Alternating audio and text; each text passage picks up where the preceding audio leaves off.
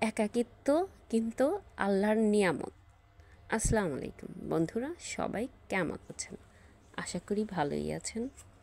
আর হ্যাঁ, একটা কথা বলি, একাকিত্ব কিন্তু আল্লাহর নিয়ামতই আমি মনে করি।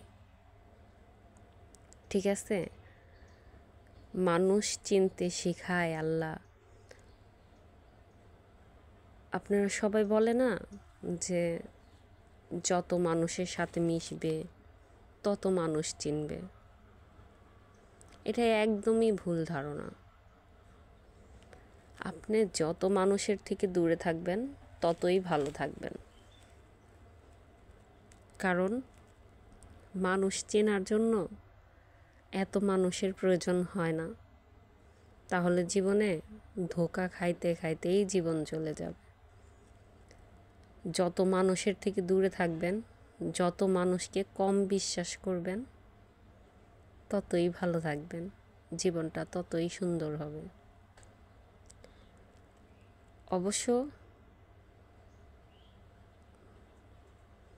মানুষ চেনার জন্য আয়নার প্রয়োজন হয় না। যেমন আয়নাতে মুখ দেখা যায়, হয়তোবা নিজের চেহারা দেখে নিজের ভালো লাগে না, বাট তখন কি ভাববেন জানেন? এই সমাজে অনেক লোক আছে যাদের হাত নাই, পা নাই, চোখ নাই। তো মানুষ আপনাকে কি বলল সেটা বড় বিষয় না। আল্লাহর কাছে ভালো থাকেন, তাহলেই হবে। মানুষের কাছে ভালো থেকে কোনো লাভ নেই। আয়নাতে যেমন চেহারা দেখা যায়, এরকম যদি মনটা দেখা যায় তো তাহলে মানুষ থেকে দূরে থাকতেন। আর হ্যাঁ, সব থেকে বড় কথা, আল্লাহ আপনার কাছ থেকে জিনিস কিসের জন্য দূরে সরিয়ে নেয় সেটা যদি জানতেন তাহলে আর ওই আল্লাহকে দোষ দিতেন না। এত ভালোবাসা দেখায় মানুষটাও কিন্তু ধোঁকা দেয়। তো আল্লাহ ওইখান থেকে আপনাকে কেন সরায় জানেন? কারণ তার সব কিছুই তো আল্লাহ জানে, যে আপনি ওইখান থেকে কতটুকু প্রতারণা হবেন, শিকার হবেন। এর জন্যই আল্লাহ ভালো মনে করেই ওইখান থেকে আপনাকে সরিয়ে দেয়। ওই কথাগুলো যদি আপনি শুনতে পারতেন তাহলে হয়তোবা আপনি বেঁচে থেকেও মরে যেতেন। এর জন্য আল্লাহ আপনাকে আগে থেকেই সরিয়ে দেয়। আর এই তো আমার লেটুস পাতা, কার কার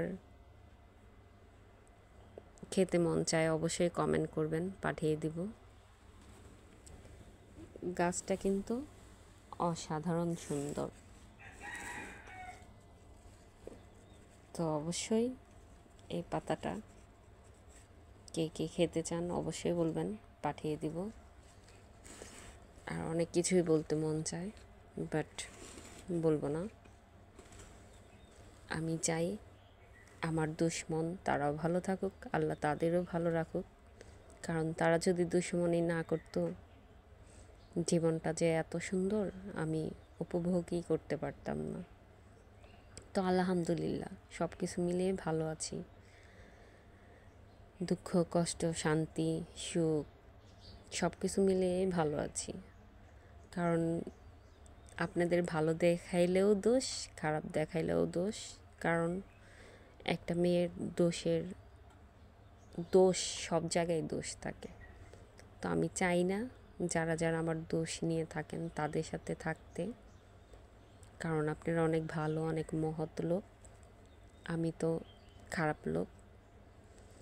আমি তো ভালা না, ভালা নিয়েই থাইকো। ঠিক আছে? তো আমার দোষ গুণগুলো আমার কাছেই থাক। আপনারা বেশি বেশি করে আমাকে বরদোয়া করেন বা যা খুশি তা করেন, সমস্যা নাই। আপনাদের যাদের মান সম্মান চলে গেছে আমার সাথে কথা বললেন না, আমার সাথে যোগাযোগ রাখেন না। আমার আত্মীয় স্বজন কারোর প্রয়োজন নেই, যারা আমার বিপদে পাশে ছিল না। যখন আমার সুখ আসবে এক আকাশ সুখ পাবো। আমি মরে গেলে সবাই আমার জন্য একটু দোয়া করবেন। আসসালামু আলাইকুম, আল্লাহ হাফেজ।